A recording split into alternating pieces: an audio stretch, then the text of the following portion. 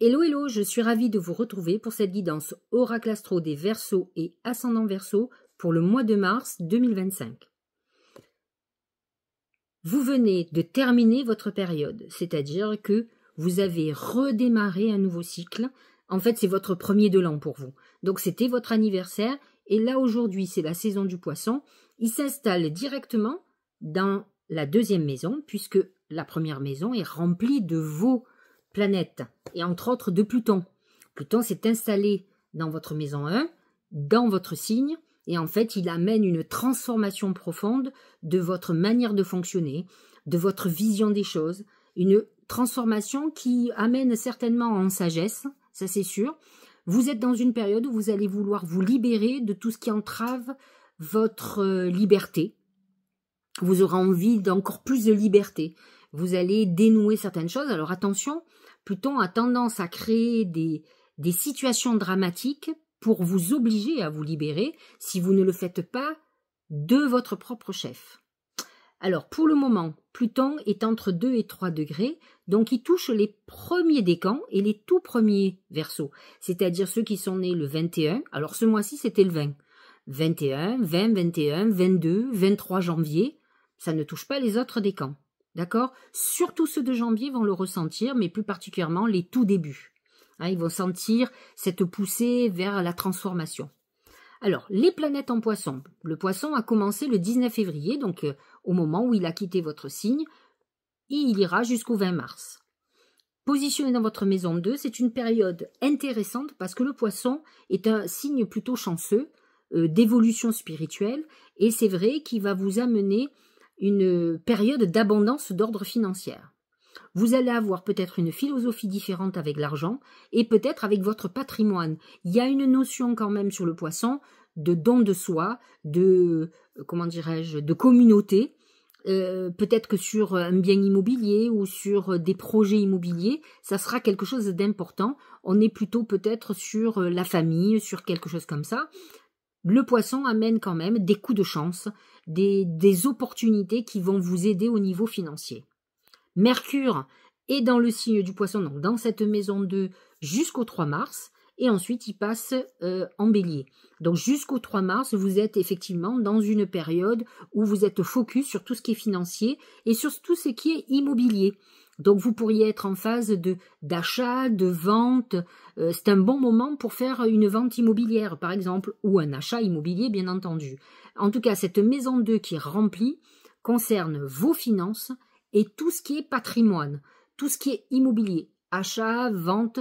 À partir du moment où on fait grossir, mais ça peut être aussi faire grossir sa clientèle. On est bien d'accord.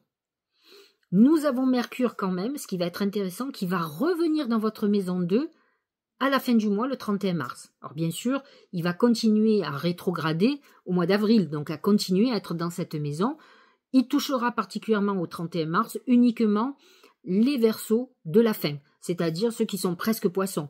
Donc, ceux qui sont presque poissons, oui. Ceux qui sont effectivement autour du 18 février, par exemple. Hein. C'est ceux-là qui vont être touchés par le retour de Mercure. Vénus, elle, sera en poisson parce qu'elle sera rétrograde à partir du 28 mars et elle aussi concentrée sur 28-29 degrés, donc ceux qui sont nés le 17, 18, 19 février, ceux qui sont à la limite du poisson, tout dépend, vous le savez, les années. Il y a des années, le poisson, c'est le 19, d'autres fois, c'est le 20, d'autres fois, c'est le 21. C'est très compliqué, mais en tout cas, c'est les personnes qui sont autour de cette époque-là. Vous savez que Saturne est installé dans votre maison 2. Alors, Saturne, c'est plusieurs choses. C'est le dieu du karma qui a pu amener pour certains certaines restrictions. Alors, il faut savoir que Saturne, un peu comme Pluton d'ailleurs, est pur. C'est-à-dire que tout ce qui n'est pas valable, tout ce qui n'est pas conforme à vos valeurs, tout ce qui n'est pas viable va être balayé. Donc si vous avez perdu votre boulot, si vous avez perdu des clients, des contrats, peu importe, et que bien entendu ça vous a affecté, mais c'est Saturne qui a fait son travail. Il nettoie pour que vous repartiez sur des bonnes bases. Là, actuellement, c'est ceux qui sont entre 20 et 24 degrés, au niveau du soleil ou de l'ascendant, qui vont être touchés par ce Saturne. Ça vous amène à avoir plus de responsabilités, mais ça vous amène aussi à comprendre qu'il va falloir vous réinventer, restructurer votre vie professionnelle et financière, puisque, bien sûr, Saturne est positionné dans votre maison 2. Neptune est dans cette maison, a pu amener aussi des trahisons au niveau professionnel et financier, des difficultés comme des coups de bol d'ordre financier aussi. Là, actuellement, Neptune touche le tout dernier décan et le tout dernier jour, c'est-à-dire les Verseaux qui sont du 18 février, pas les autres. Hein. D'autant plus que Neptune va quitter le Poisson pour rentrer dans le Bélier à partir du 30 mars, va rester dans le Bélier jusqu'au 22 octobre et reviendra dans votre maison 2 entre le 22 octobre et le 26 janvier. À partir du 26 janvier, Neptune restera totalement en Bélier dans votre maison 3. Donc il y sera pour ce mois de mars à partir du 30 mars. 30 et 31 mars, Neptune rentre dans le Bélier, il sera à 0 degré. Donc bien sûr, il va toucher les Verseaux du 21 janvier et pas les autres. 20-21, hein, ça dépend les années, puisque cette année ça a été le 20. Le Bélier est positionné dans votre maison 3. La saison du Bélier va commencer le 20 mars jusqu'au 19 avril. C'est vrai que là, le Soleil va mettre en lumière votre relationnel. Donc vous êtes dans une période où vous allez beaucoup communiquer, beaucoup échanger. C'est un moment où vous pouvez faire des formations, vous allez vouloir évoluer. On est dans une dynamique. La maison 3 est une maison active, où on bouge. Vous aurez l'impression que tout se remet en route et que ça a été plutôt arrêté avant. Hein. Mercure est dans le Bélier, en plus dans le Bélier, qui est quand même un booster, qui est quelqu'un qui agit. Il est dirigé par Mars, donc c'est j'agis, je bouge. Hein. Mercure est dans cette maison 3 à partir du 4 mars, il est dans sa maison, il est complètement connecté, il va vous donner des idées, il va vous permettre d'entreprendre des choses, de démarcher, c'est un bon moment pour faire du commercial. Il faut juste faire attention parce qu'il va devenir rétrograde le 16 mars. Notez-le, parce que c'est très important. Là, il va reculer. Donc, il va rester en Bélier jusqu'au 30 mars, mais il sera rétrograde. Du 16 au 30 mars, c'est compliqué. Alors, vous pouvez être justement amené à retrouver des contrats anciens, par exemple, à revenir sur le passé. Il peut y avoir des discussions sur une négociation, un contrat, quelque chose d'administratif. C'est une période plutôt comme ça. Vénus est en Bélier à partir du 27 mars, jusqu'au 27 mars, pardon, donc tout le mois. Elle est en Bélier, elle va être rétrograde le 3 mars, donc elle diminue, hein, elle est à 10 degrés en début de mois, et elle va aller jusqu'à 0, puisqu'à partir du 28 mars, elle passe en Poisson, elle revient dans votre maison 2, et Vénus n'est pas que l'amour, elle est aussi tout ce qui est financier, et donc Vénus en maison 2, c'est plutôt bien. Moi, je sais que chaque fois que j'ai Vénus en maison 2, c'est des périodes où j'ai plus de clientèle, beaucoup plus de rentrées financières, puisque je travaille à mon compte.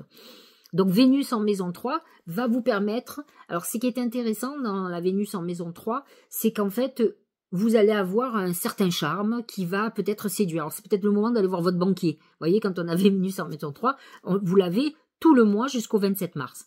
C'est vrai que c'est des moments où effectivement c'est les bons moments pour faire des transactions. On a une aura particulière, une aura de séduction. On peut aussi rencontrer quelqu'un dans l'amour, sur les réseaux, par des rencontres, par une formation, par quelque chose comme ça. On est dans une période effectivement de séduction et de rencontre. Donc Neptune est dans ce signe du Bélier, à 0 degré. Uranus est en Taureau. Alors bien entendu, il n'est pas en harmonie, il est en conflit avec le Verseau. Il touche les derniers décans, là, des Verseaux, puisqu'il est entre 23 et 24 degrés. Il peut amener des bouleversements imprévus au niveau familiaux. Alors, quand je dis familiaux, je l'explique bien. La famille, c'est les parents, les frères et sœurs. Ça, c'est votre famille. Ensuite, il y a la famille que vous construisez. Et souvent, des gens qui ont des anciennes familles. C'est-à-dire que vous avez un couple avec des enfants. Mais vous avez pu avoir un ancien conjoint ou une ancienne conjointe avec un enfant ou d'autres enfants. Donc tout ça représente votre contexte familial. Et donc Uranus peut amener des bouleversements, quelque chose, un événement brusque qui touchera le côté familial. La maison 4, la famille, représente aussi le lieu de vie. On peut être amené à chambouler sa vie et partir vivre dans un nouvel endroit. Uranus amène ce chamboulement radical en 180 degrés. Donc pour le moment, ça a touché tous les degrés, hein, c'est-à-dire les premiers, les deuxièmes décans. Là, ça attaque le troisième décan. Jupiter, très bien positionné pour vous, il est en maison 5. C'est la maison de l'amour, donc c'est un moment pour légaliser une histoire amoureuse, pour faire une rencontre très importante. C'est un moment pour faire un bébé, si vous êtes en âge pour en faire. C'est un moment très créatif où vous aurez envie de faire plein de choses nouvelles. C'est un moment où on a envie aussi de prendre beaucoup de temps pour soi, de s'amuser. La maison 5, c'est la maison des plaisirs et Jupiter va amplifier cette envie de vous amuser, de rire, de légèreté. Hein, c'est la légèreté du Gémeaux. Mais n'oublions pas que la maison 5 est une maison de chance. Et donc Jupiter va amplifier cette chance avec des moments particuliers. Ce qui est intéressant là, c'est que Jupiter est entre 12 et 15 degrés. Alors, Saturne est sur le troisième décan, donc il ne touche plus Jupiter. Ce qui a posé problème, c'est que nombre de Verseaux, de Gémeaux, et les Gémeaux en particulier, et de Balance, n'ont pas vraiment ressenti cette période chanceuse avec Jupiter à un moment donné, parce que Saturne était sur leur degré et faisait blocage. Là, Jupiter est sur le deuxième décan, et Saturne est sur le troisième. Donc il a passé déjà. Il a passé le degré, et donc il ne touchera plus les deuxièmes décans. Vous êtes déjà tranquille. Donc c'est vrai que vous allez commencer à sentir les bénéfices de Jupiter, donc plus particulièrement les Verseaux du deuxième décan, comme les Gémeaux, bien entendu. Le Cancer, lui, est positionné dans votre maison 6, c'est la santé. Il faut faire très attention, puisque Mars va vous amener à des problématiques, peut-être même une opération. Alors il est entre 17 et 23 degrés, donc il touche particulièrement le deuxième et le troisième décan. C'est une période aussi où vous devez faire attention à de quoi vous vous nourrissez. Alors la nourriture n'est pas que ce qu'on mange ou ce que l'on boit, c'est aussi les émotions, c'est aussi la colère, les rancœurs. Donc il faut faire très attention parce que vous allez être très actif au niveau des émotions et donc Mars peut faire éclater certains problèmes de toute façon. Comme ce Mars peut être problématique au niveau du travail, où vous ayez envie peut-être d'un confort de vie ou de travailler différemment. En tout cas, l'intérêt, ou en tout cas l'objectif premier, sera de trouver une sérénité différente, d'être beaucoup plus épanoui dans votre travail, d'avoir beaucoup plus, de mieux-être dans votre boulot, de travailler, de réorganiser votre manière de travailler pour que ça soit beaucoup plus agréable. Je vous l'ai dit en tout début, Pluton s'est installé dans votre maison 1, c'est une transformation, mais pour le moment ça ne touche que les Verseaux de janvier. Alors nous avons une nouvelle lune en Poisson, à 9,41 le 28 février, c'est un moment de faire des vœux pour tout ce qui concerne le patrimoine. Si vous avez par exemple quelque chose à vendre, mettez le paquet sur la vente à ce moment-là. Et sur tout ce qui concerne, les ventes et tout ce qui est financier. Pleine lune en Vierge, axe 2-8 toujours, c'est l'axe financier, donc une pleine lune très importante le 14 mars. Ça serait intéressant que vous notiez sur votre cahier d'un côté les événements qui sont en train de se passer sur le mois de mars et les événements les vœux que vous voulez faire. Nouvelle lune en Bélier qui sera dans votre maison 3, c'est une très bonne lune pour vous, surtout quand elle est dans la maison 3, maison de communication, ce qui va faciliter l'envoi de vos vœux.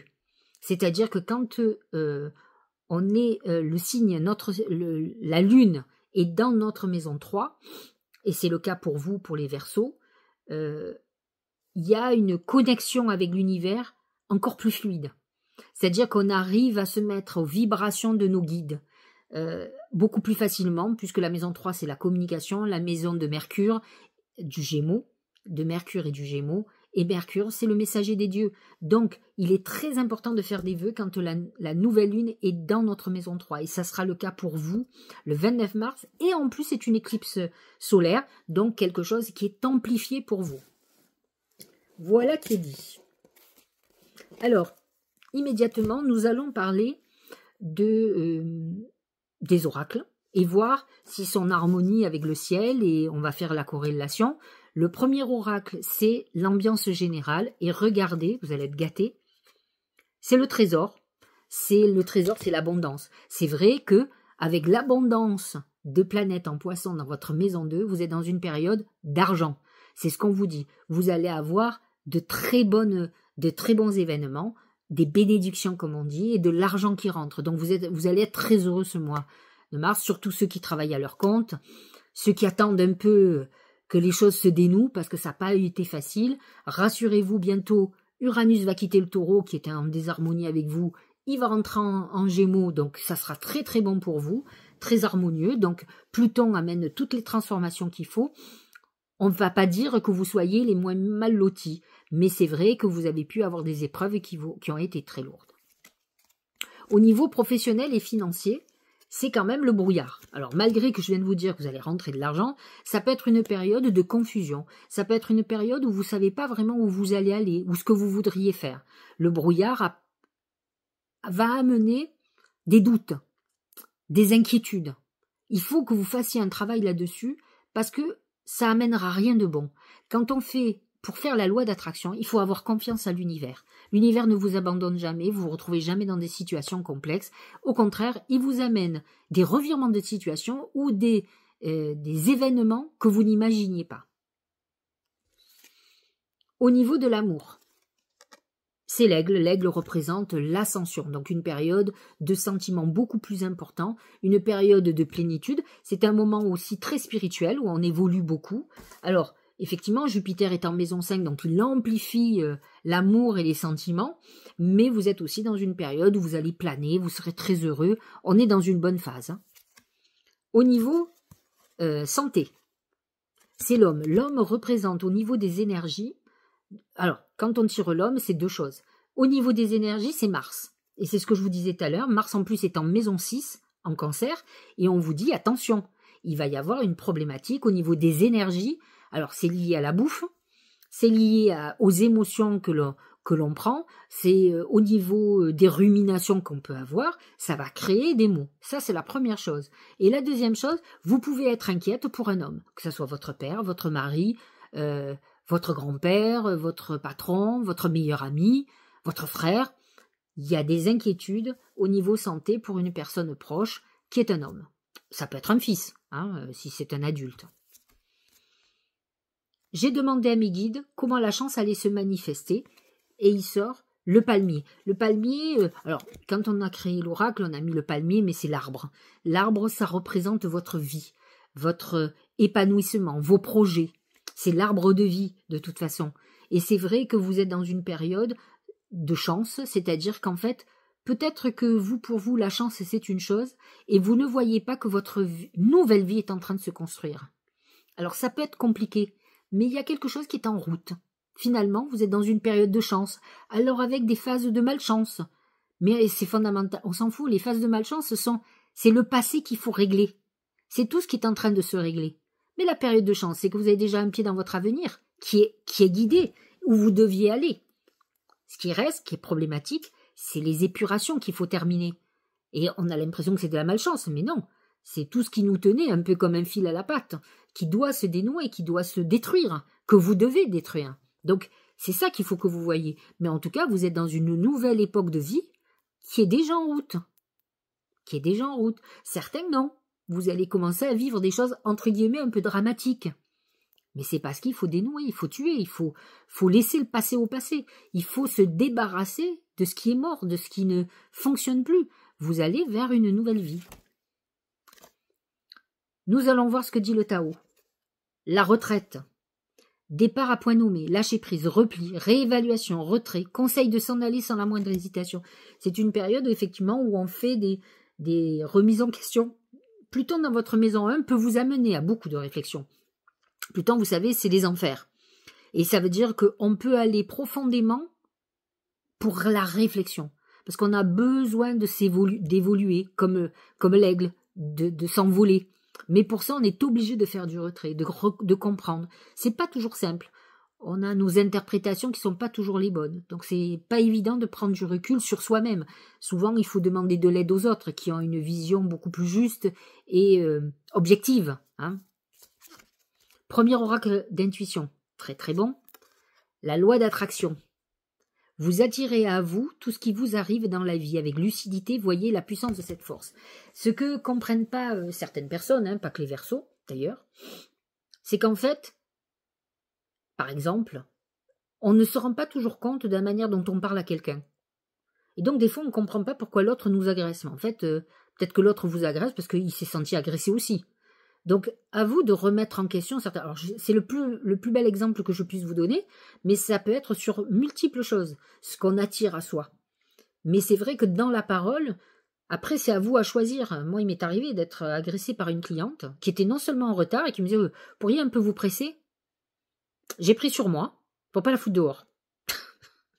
Et finalement, la consultation s'est très bien passée, donc j'ai très bien fait de prendre sur moi. Mais en fait, elle était tellement sous pression que c'est moi qu'elle a agressée. Donc à vous de réfléchir pour que cette loi d'attraction attire à vous tout ce qui est bon. Dites-vous que vous aurez beau, si vous êtes négatif au fond de votre cœur, que vous avez plein de peur, mais que vous voulez dépasser ça, que vous dites non, non, mais je suis positive, ça ne marchera pas. Il faut qu'au fond de vous, vous ayez confiance, que vous sentiez cette sérénité, dans le sens où vous dites mais l'univers ne me lâchera pas, mes guides ne me lâcheront pas. Et à partir de là, vous verrez que tout va devenir beaucoup plus simple. Et c'est là que la loi d'attraction fonctionne. La bonne loi d'attraction, l'attraction financière. Mais ça a été le premier message que je vous ai donné. Je vous ai dit, c'est l'abondance. Alors l'abondance de bénédiction, pas que d'argent, mais vous êtes dans un mois de bénédiction, et plus particulièrement financier, de coup de chance. Ici et maintenant.